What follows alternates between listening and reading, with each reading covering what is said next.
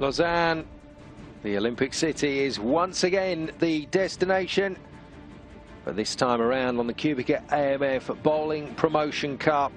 It's all about the top 5 players whose points and averages have taken them through to a shot in the Masters. Phil Holst, Matt Burge, Sergei Andreev, Peter Knop and the Russian Viktor Krasavkin will contest the Masters here at the Bowling Centre Lausanne. And it's Knop against Krasavkin in the first match. Peter, well, genuine contender, fine player in terms of his European credentials, also made the journey over to the PBA to compete there in both the regular tour and the seniors tour, so has experienced a lot in his time, and of course has demands of making a living come into it. He owns 2 bowling centres, gets tougher and tougher to find the time to play in practice, but can still bowl a good game. Now, can Krasavkin get an upset? Cass Edwards, you'd have to say that Victor, certainly the underdog in this one. Peter has so much experience. Yes, and it is showing that way, because already we're up and played the 9th frame. This is the last frame coming up. And Peter Knop has got a lead, and Victor's certainly got to do something here in the last frame to try and get himself through the 200 barrier and set the bar. So he needs a couple of strikes at least.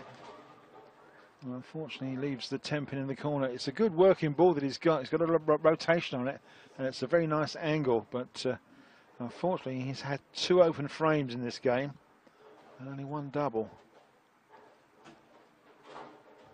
So he is going to be struggling just a little bit here. Takes a spare. He's got 1 more ball left, and his max score can be 184. So he's finishing first and setting the bar, but unfortunately that may not be high enough, because he's got the experienced international Peter Knop to stand up against him and shoot the 10th frame. And doesn't need very much. Just needs to keep the ball in the lane. Again, it's another 10-pin, so it's a final score of 183 for Viktor Krasavkin.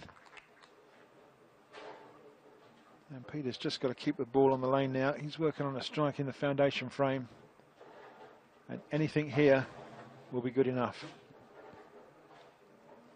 Yes, Victor, the businessman from Moscow, was given so much time to developing the sport of 10-pin bowling in Russia.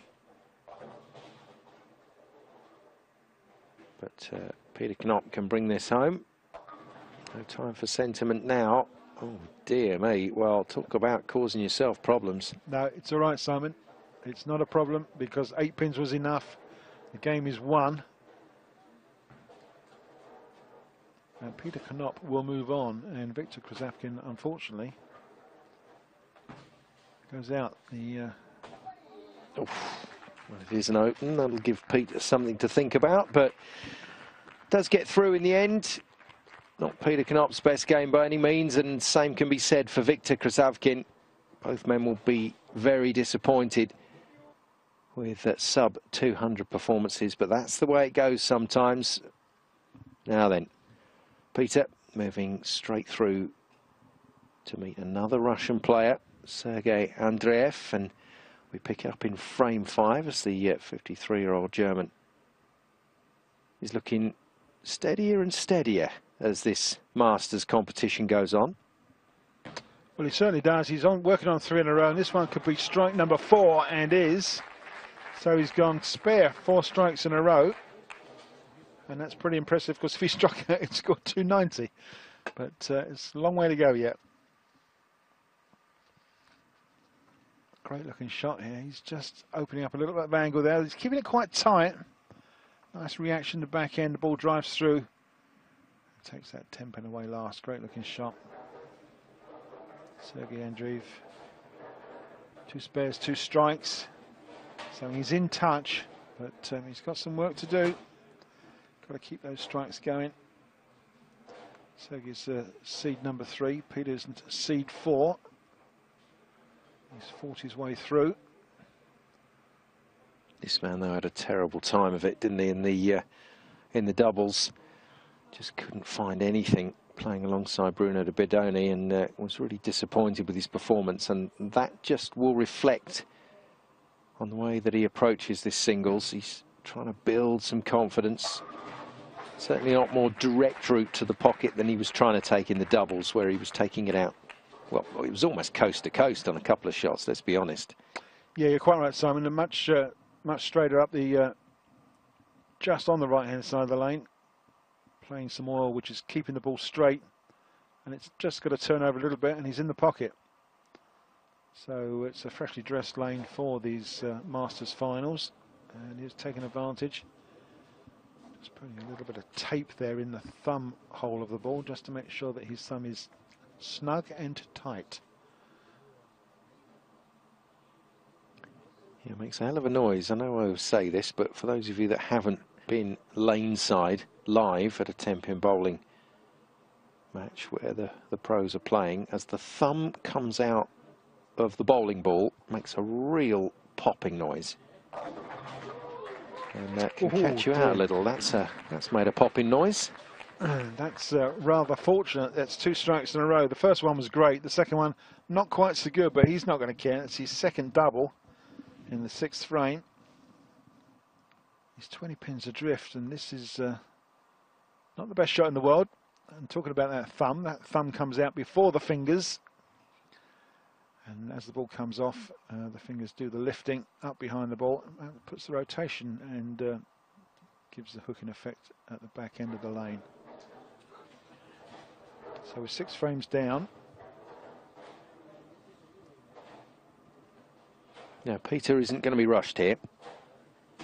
He's just going to take his time, set himself again. He'll know that there's a match to be won. There's a place in the next round, and he'll want to keep going all the way through to the top here. Well, he's found a lane, obviously, that suits his ball. The oil condition is just great for him, and his ball just tripped the 4-pin. And how's that for some body language? That means so much to him, because that's 5 strikes in a row, and he's still on for 290. Snap of the wrist, rotation on the ball, and it just gets up to the pocket and then drives in higher. But he's very fortunate to kick out that 4-pin, and he knows it. That's a player that has seen and done so much within the game. Well, I'm saying, yeah, he's drawing on his expertise here. He knows that he's got a lane condition that suits his style and ball, and he really wants to take advantage of it. And as I say, 5 strikes in a row, and he's still going.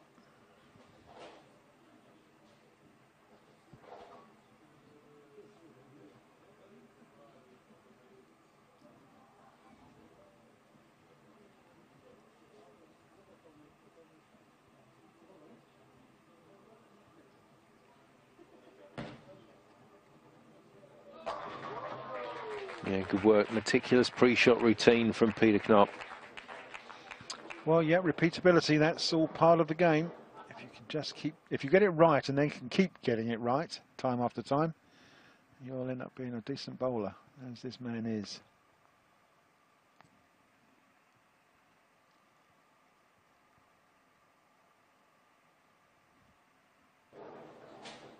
Time for Sergei Andreev to do some work.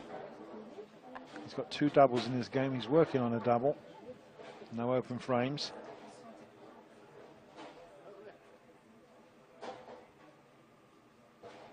That's a big hand, isn't it?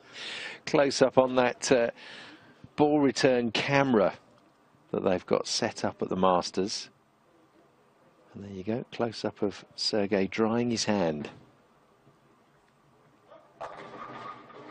And a little bit back to the kind of line, the kind of delivery that we saw from him in the doubles. And Sergei, it doesn't work. Didn't quite drive through the pins, did it? That's why the 10-pin's standing up. It's a flat 10 in the corner there.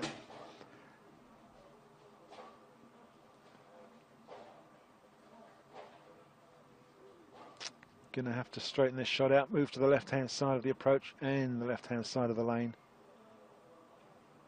Should be a reasonably straight shot with a harder surface ball. Keep it straight. Just like that, good spare. But unfortunately spares are not what he needs. He can strike out for a 248 from this position. Well, that's respectable.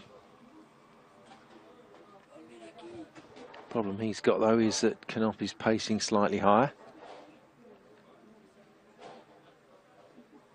Playing the Masters in a match play format, which means that bowlers bowl 2 frames at a time.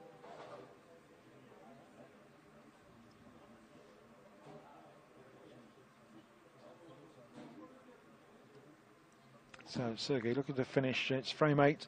Wants to set himself up to something. Well, he has. He's got himself a strike, which is a bit unfortunate. That last spare has cost him 4 strikes in a row. So he's pretty much been there or thereabouts.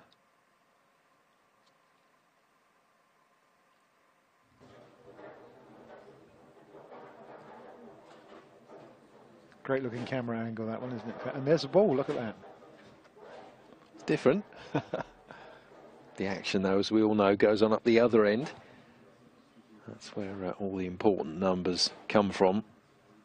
Putting these pins down. Now, Peter not getting drawn into anything here. He'll play at Peter's speed. Moving a little further left, and that's opened it up for him quite nicely there. Just felt he was having to bowl a bit tight just to hang on to the line that he was trying to get into the pocket with, Cass, and that's just allowed him, by going left, that's just allowed him a little bit more room. Yeah, just a little sidestep as he fell off that shot, but it's actually 7 strikes in a row. So yes, he's got this lane pretty much beaten.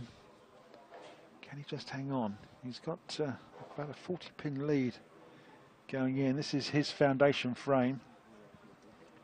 But mustn't get too excited because he had the 9 spare in frame 1. So despite this great run of strikes, he's not on for the maximum. Oh, straight through the headpin this time, though. Yeah, I wasn't happy with that. Lost that one off the hand. Pulled it left onto the on the lane. It stayed left and it hooked high through the headpin. Chopped everything out except the 3, the 6 and the 10. Makeable spare, but tricky times. He hasn't had to bowl anything on the right hand side. This is only the 2nd spare he's had to shoot in the whole game, so should be able to do it with his eyes shut, really.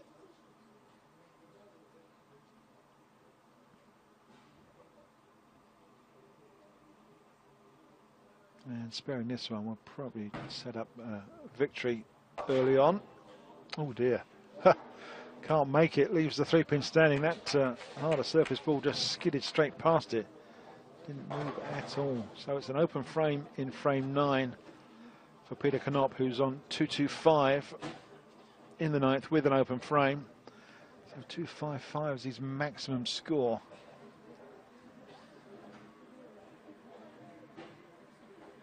He spoke a little bit soon there. Just goes to show you how much damage an open frame does, because he was absolutely flying. He even had the full-on celebrations going as well, and Sergei is still in there. On go the blinkers. Yeah, there are chances here. If he can shoot 2 or 3 strikes here, he's going to be right back in this come the 10th frame. Well, very nice style, and sort of ripped the pins out with his arm there, didn't he? It was a strike, it was a great looking shot. And that set him up now for the foundation frame. That's his 5th strike. No open frames. So it's so far it's a pretty good game from Sergei, who's seed number 3 in this Masters stepladder final. It's 2,613 pins. Think of those as points, but that means over his competitive outings in this year's Promotion Cup, in an average of 217.75. He goes on, if he wins this one, to meet Matt Burge on 224.92, but not. We'll have other ideas, and that's handed the chance back to the German. Yeah, I'm afraid Sergei knows and realises that that not being a strike is going to cost him this game. Oh dear. 227 he's going to max out if he can spare this one and strike. He really did need to make 3 strikes in a row, and it was unfortunate not to do it. Leaves the single pin standing. 7 pin in the corner.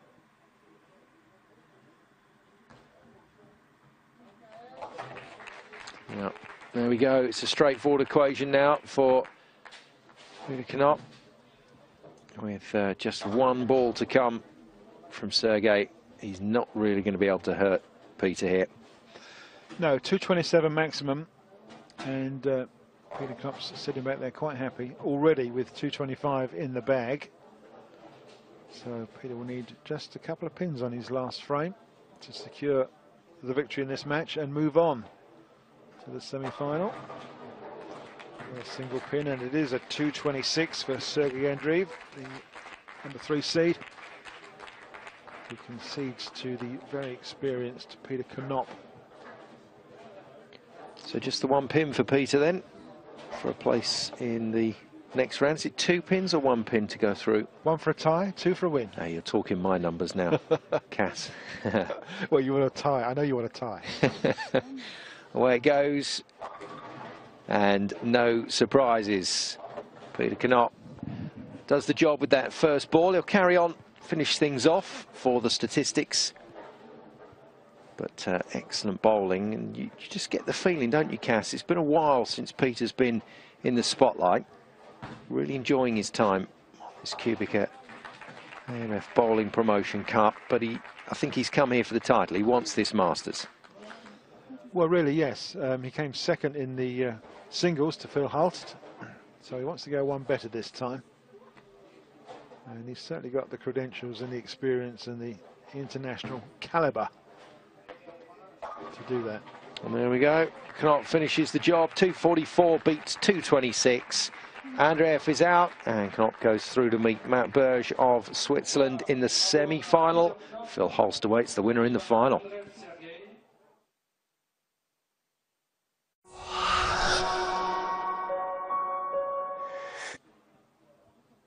Welcome back. Matt Berge for the Masters. Gets out the Swiss bowling shirt. That'll keep the home fans on side. And that shot will certainly keep them happy. Yes, 3rd in the singles. Seed number 2. But he's up against Peter Knopf, who's had a 184 and a 244. And very much seems to like the condition of this lane. Of course, once you get lined up on a condition you like, your confidence just spills over, and away you go. And the man in the yellow shirt just behind the trophy and the Lausanne sign, Phil Hulst, is the man that will play the winner of this match. He's watching this very carefully. Good shot from Peter. Up against an opponent who has quite a happy-go-lucky personality, shall we say. Matt Berge doesn't seem fazed by anything at this tournament, has enjoyed himself, and as a consequence has bowled very well. No, Phil's off. He's seen enough for the moment. Either that or he's going to get himself a slightly better vantage point. Yes, he is. Gone right up the back there. He can see the ball reaction a lot better from there. Well spotted, Simon. Yeah, you're quite right. Or is that the burger bar up there? Well, he's got to get fueled up for the final. He'll be in action soon against one of these men. Head pin for Knopf. Pretty unfortunate there for Peter. He's now moved a little bit left on the approach. He's opening up the lane, getting some more angle as the lane dries out slowly. You have to make these adjustments. The bowlers are holding their hand there because there's an air vent blowing very cold air by the ball return, and they obviously put their hands there to dry any condensation that builds up on their hands or fingers just before they bowl.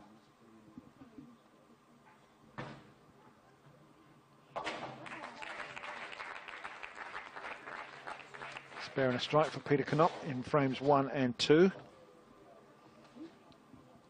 2 frames coming out now from Matthew Berge. Strike in frame number 1, and as you say, yes, Simon, he has got the national team bowling shirt out, and why not?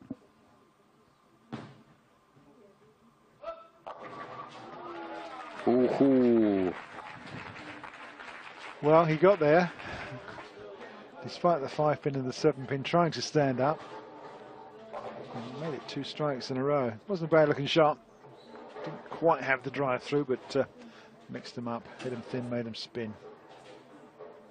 Well, Hop Schwitz is the traditional call for Swiss sports fans when they are supporting their players and their teams. It certainly needed the hop part of that on the last delivery.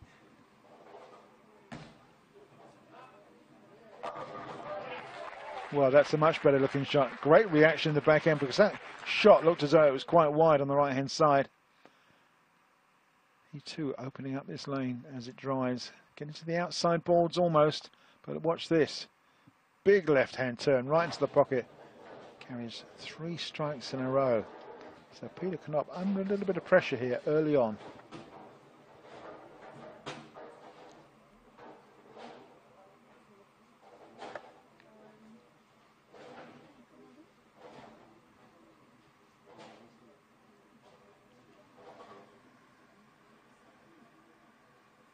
Looking for strike number 2. It's frame number 3, and that's a pretty good looking shot and makes the strike. Peter showing all of his expertise here. That is a great looking ball. Well delivered. Speed was just perfect. The rotation was very, very high. Made the 1-3 pocket perfectly. Look at the ball holding, holding, holding, and now the snap. Just perfect. The man from Bremen almost had 2 parts to his career, really.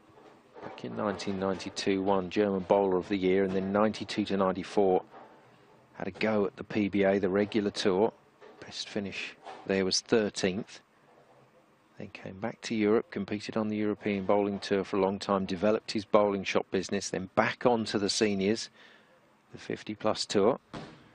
And his best finish on that, USBC Senior Masters 3rd back in 2010. So he's clearly still in good nick. Yeah, nothing to be ashamed of coming 3rd in a PBA tournament.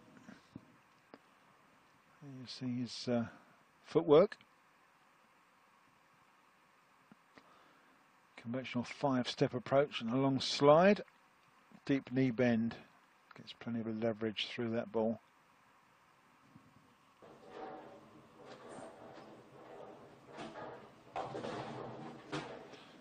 So, Matt Burge, 3 strikes in a row, looking for 4 and 5.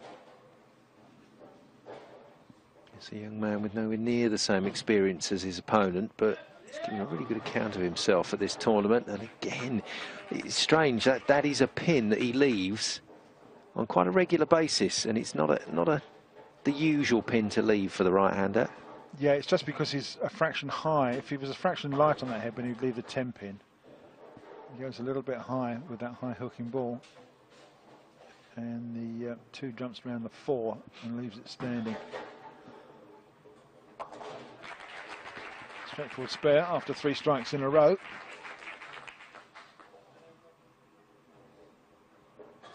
It's just an early lead for the man from Switzerland. Yeah, Peter Knop with some work to do here, but he'll be feeling in good shape. He's thrown a couple of decent strikes last time out. Yeah, no, he's in fine shape. A spare in between 3 strikes. That's all right. It's quite tidy. And for Matt, you try not to think about your opponent. You're playing the lane after all, but you can't help those thoughts. And what he can't afford to do is miss, and that's exactly what he's done. Oh gosh, and he missed the headpin after 4 reasonably good shots in the pocket. It's just sailed away, isn't it? Cut off his hand as he released it. It leaves the 1-2-4-10, which we call a washout. Now he can hit the headpin left-hand side and use it as a kind of messenger and bounce it across, but he's got to be quite accurate. Well, he gave it a try, didn't he? That's good. That was a good effort. Yeah, unfortunately, it is an open frame. That 10-pin stood up, so unfortunately that undoes the some of the good work he did earlier on in the first couple of frames. First open frame of the game. Now, what would you suspect that Peter Knop would do when an opponent has an open frame? Oh, I'm thinking strikes, Cass. That's what I'm thinking. Well, at least one, perhaps, wouldn't you? He's been slightly happier on this right-hand lane. He's working 2 strikes in a row. Yeah, nice. Very nice. There we go. And he has punished Matt Berge there, and that's closed the gap. That's taken away the advantage that the Swiss bowler had. Yeah, it's a really good-looking shot here. Starts way left on that approach at the line there. Gives the ball plenty of room, but he's got a lot of rotation on it. Look at that. It just drives straight back through the 135 and the 9-pin.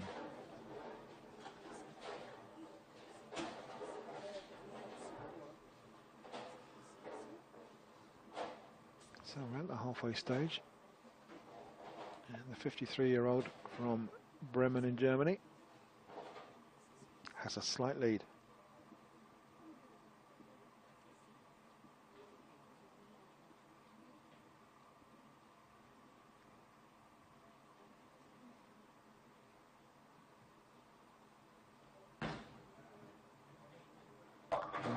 Oh, it's gone high on the headpin, across the left-hand side.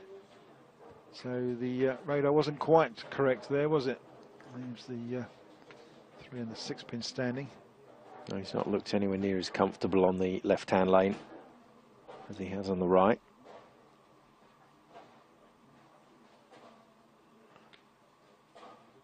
Yeah, maybe not getting exactly the same reaction on this lane as he does on the right-hand lane. So maybe a slight adjustment needed. Well, that would do it. It's a spare. Anything's better than open frame. Yeah, I think you're right, Cass. He stepped a little left on the right-hand side and opened things up, and he's a bit tighter on the left side. So Berge not out of it yet.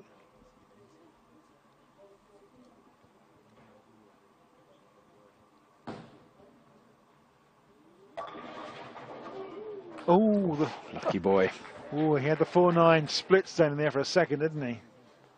The 4-pin stays, but the 9-pin goes, so it's an easier spare to make, of course. But pretty fortunate. But that ball again was high on the headpin.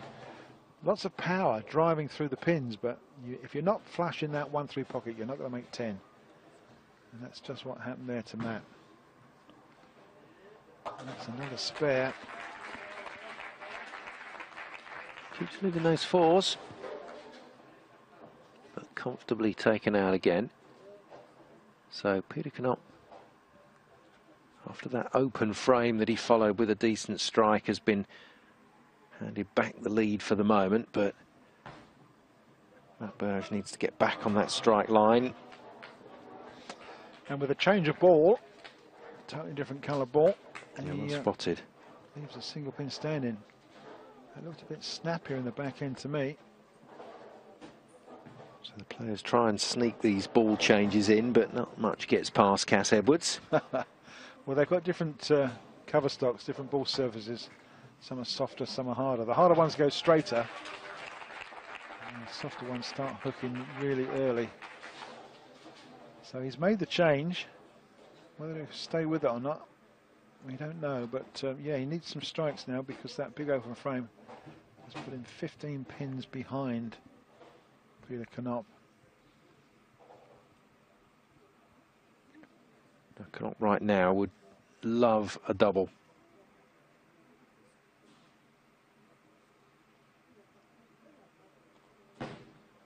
Wouldn't say no myself. High through the headpin for Peter. Leaves the 6 and the 10 on the right-hand side. So he goes 2 frames without a strike. That's the worst shot he's thrown on the right-hand side, anyway.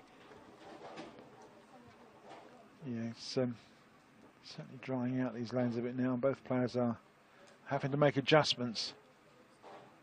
They obviously can't see where the oil is or where it's moved to, so they can only see by their ball reaction what's happening down lane. That's a spare's good enough in frame 7.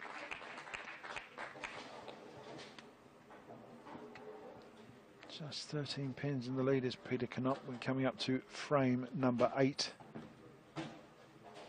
So the last thing any of these two players would need is an open frame. They've got to stay clean and hopefully make some strikes. Try and shut their opponent out. Yes, that's what we want to see as well. We want a good shootout here to finish this one. Again, another little look at where he starts in relation to the ball return. Left foot first, 5-step approach, deep slide. Ooh, 7-10, maybe. Oh, he needed that. He needed that. Both pins have gone. It was the 7-10, and you can see how pleased he is. It's even stirred some of the audience into some life. I'm about to see that on a replay. We may not. But it was in the pocket. It left the 7-10, and they both went over. Fortunately, Matt can see the funny side of it. I don't know why. But, well, yeah, in the space of 2 seconds, Knop was left with a 7-10 split and ended up with a strike. Oh, much better looking shot from Matt Burge. He moved way left there with his feet and got that ball change really working up nicely. So, yeah, a bit of a game on here. Plenty of home support for Matt Burge. And you can hear the crowd, knowledgeable crowd here in Lausanne, getting right behind him. Knew that was a good shot and had a good chance. Yeah, 2 strikes, 8th frame, 9th frame, sets himself up for the 10th. But Peter Knop will finish this game. He stands up for his 9th frame and will bowl the 10th straight afterwards. So he can set the bar for Matt Burge. How high can he set it? He's clean so far. He's working on a strike.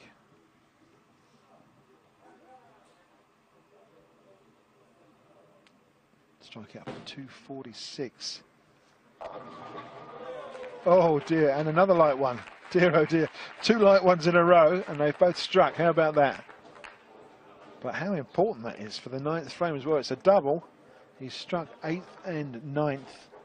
Yeah, that is massive for Peter Knop, and well, it could well be a nail in the coffin of Matt Burge. When you've seen what's happened for the last couple of frames for this man, just get the feeling the writing's on the wall. Maybe even has one hand on the trophy here. I notice Phil Holst, Mr. Cool, strolling along in the background to take up his place at the back there behind the bowlers once again. And he's going to need all that cool coming into the final against either of these. 10th frame for Knop. Needs a big ball first off and then follow it with another one. Nice work from the German. Yeah, very important ball, that one. 3 strikes in a row, and you saw him clench his fist in almost a victory salute. But there's still work to do. He's got 2 balls left. He must utilise them, make some pins. Doesn't want to give Matt Burge a chance to come back at him in the 10th frame. Yeah, this, once again, we always say it, but this to set the mark. This is to ask the questions of your opponent.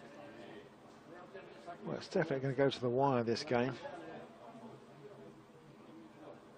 How high will he set this bar?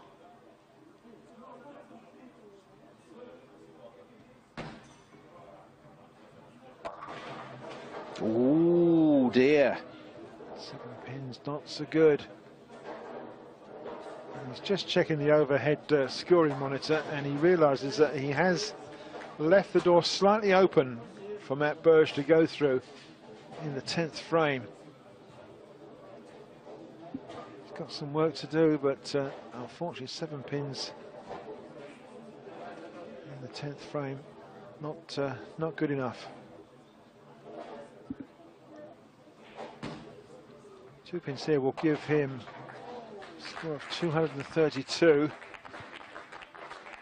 which is not going to be enough. It's a low 5 to his opponent, but Matt Burge needs 2 strikes and a 9.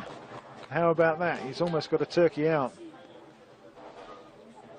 Well, we've seen it done on many occasions before. It does focus the mind, but every single shot now crucial for Berge.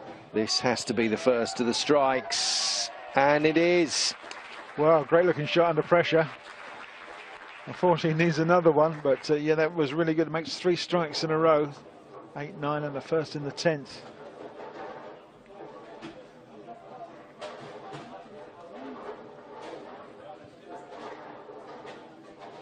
Well, Peter Knott won't be sitting too comfortably in his seat there. He is staring away at the scoring screen, trying to keep his mind off the action. Next strike required. And it didn't get back. Just that single pin left standing. Well, that means it's all over, Simon. Yeah, Peter Knott was very good there. I think I might have been jumping up and down celebrating, but no, Peter kept it together, and he's earned himself a place in the final. Little rematch against Phil Holst of the Netherlands to see who gets this Masters title. And there's confirmation of the scores. Peter Knott goes through to the final, 232 to 222. Excellent effort from Mathieu Berge of Switzerland, but not quite his day.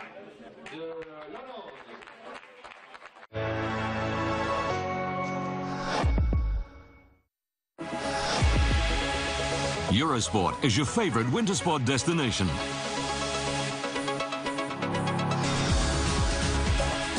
Enjoy unrivaled coverage of the winter sports season on Eurosport and Eurosport 2. On Eurosport Player, access live coverage, video on demand, and exclusive content on all your devices, so you can take the action with you.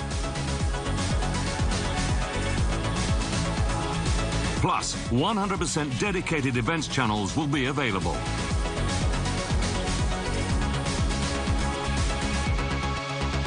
Follow @Eurosport and join the conversation for all the major news and insight from experts and fans, thanks to the Eurosport Twitter network. And for more news and analysis with live scores around the clock, yahoo.eurosport.com is the place to be.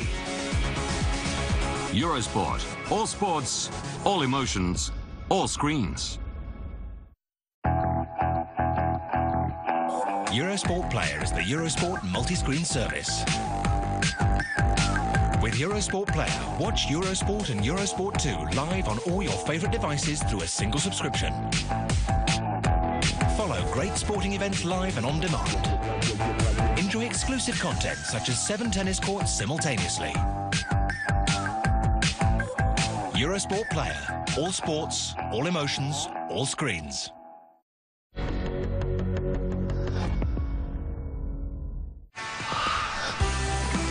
World Cup show jumping, fences at maximum height and high tension too, as they take the reins in the illustrious indoor series that determines winter's #1.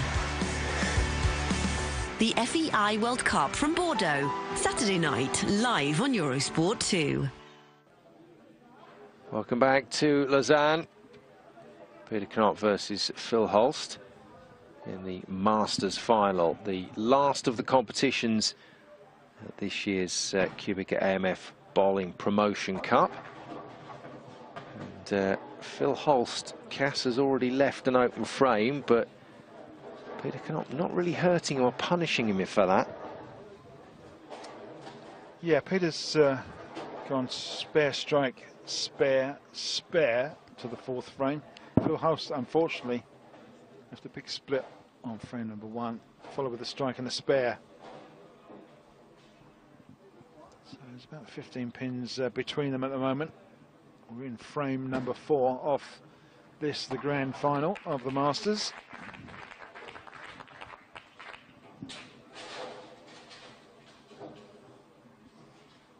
The Dutchman in the doubles here in Lausanne threw the ball very aggressively, very fast, but just couldn't find the pocket, couldn't get himself lined up.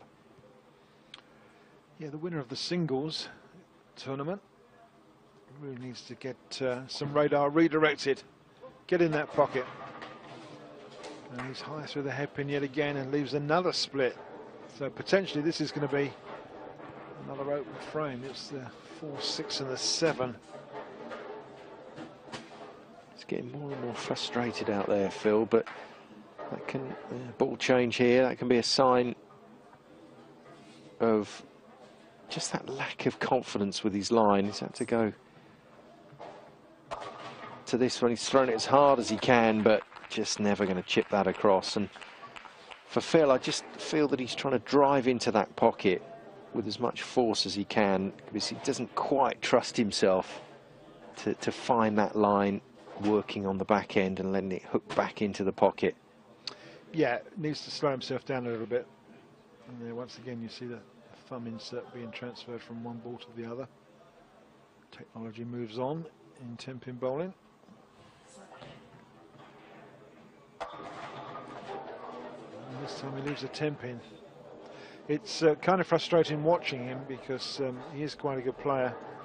He's having a problem here, and he's trying too hard, I think. And it's only one game, so he's running out of frames quite quickly. Leaves the 10-pin in the 5th frame, and that can only be a spare as well. He's just got the 1 strike and 2 open frames, so struggling at the halfway stage. Takes the spare nicely. But he's got a lot of work to do from here.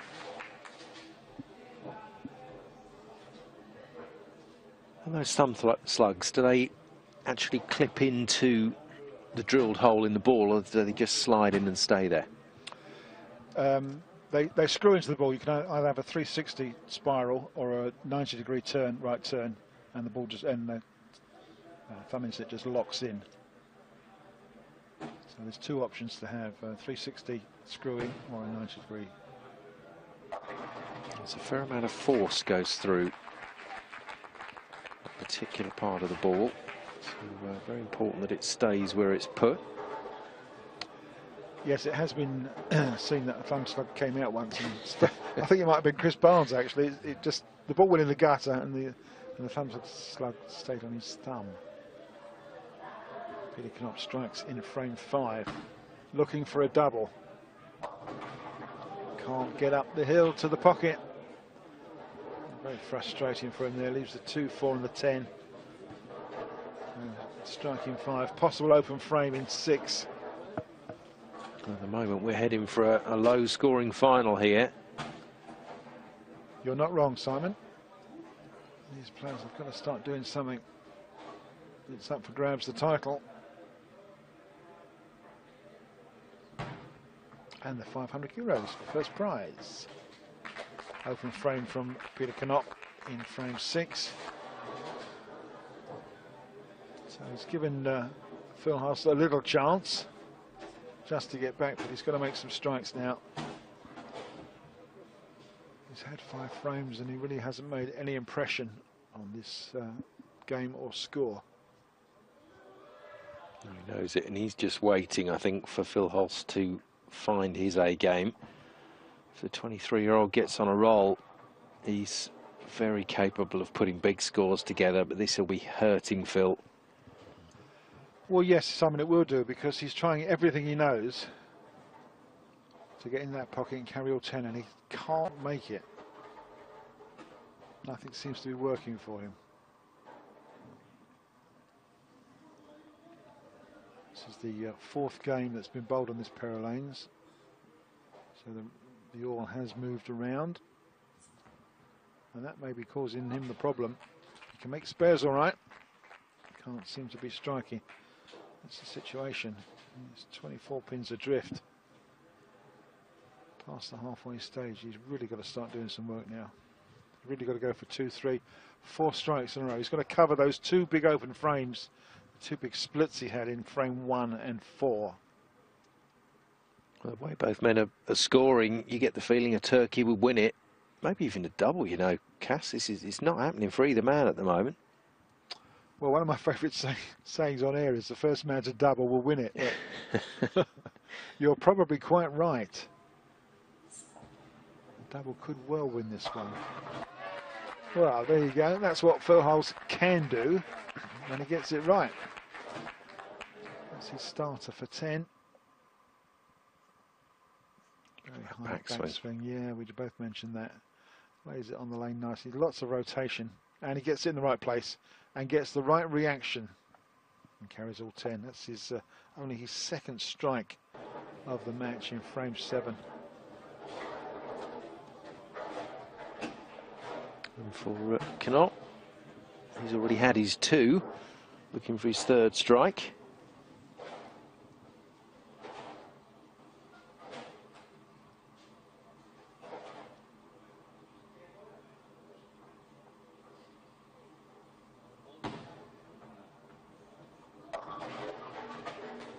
Oh, just a bit of overreaction in the back end there.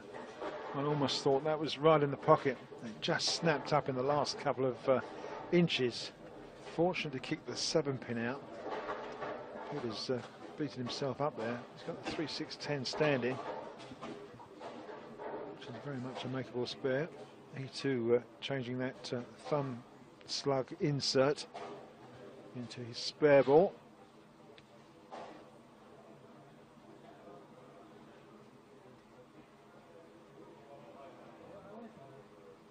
Really has to make this one now. Can't afford to have another open frame. Covers it nicely. That's 2 frames in a row without a strike for Peter. Both players getting very frustrated now, I'm sure. It's not the sort of game you really need to bowl in a grand final of a Masters tournament. Well, that's better. At last, at last. Managed to trip the 7-pin out in the corner, so he's set himself up. He's got 3 strikes now. No doubles. There's a replay of Peter's strike. Pushes that ball away nicely. A reasonably high backswing, level with his shoulders, but lays it out nicely on the lane. Good speed, good rotation. Gets the angle just right as that ball turns up right in the 1-3 pocket. Carries all 10. Strikes are gold dust at the moment in this final. Spares have been pretty important too, but Holst looking for a double. Oh, look at that. Superb stuff. It was almost a straight shot, wasn't it? It was. Complete change of line. Straight up 15 ball, hard and straight. Playing on what oil there is left there. Makes the pocket, carries all 10, and that's 2 strikes in a row for Phil Holst. And he sets himself up with a chance to be there at the finish. Now, is he going to be bold enough to try a very similar line? Just turned itself up in the last section of that back end. Well, certainly needs a devastating ball here. He's working 2 in a row, must go for 3 in a row just to have any chance when it comes to frame number 10.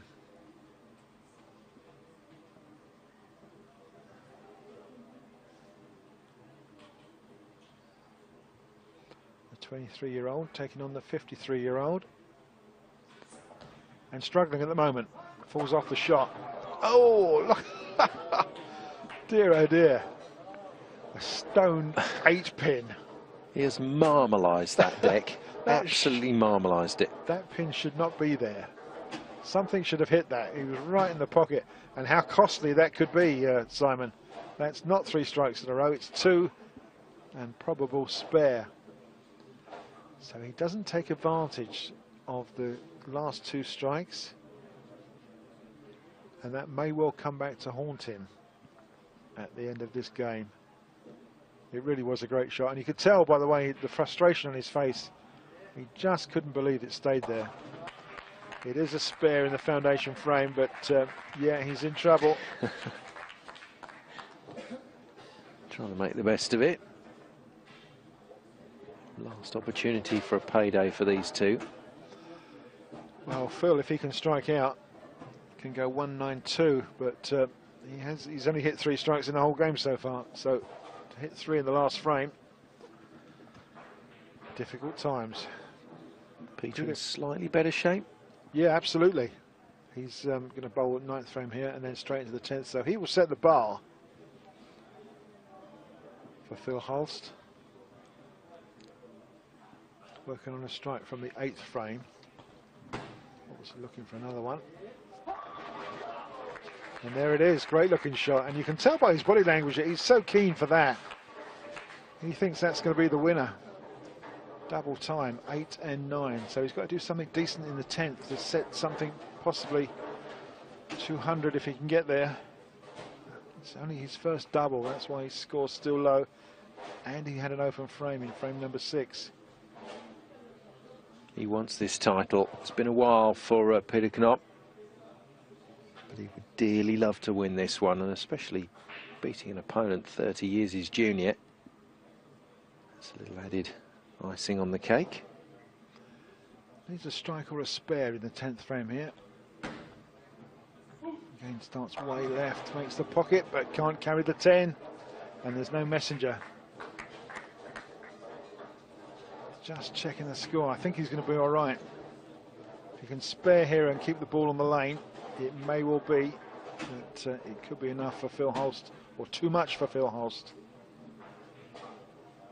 Yes, again and again, another bizarrely low total with which to win a bowling tournament, and neither man would have predicted this.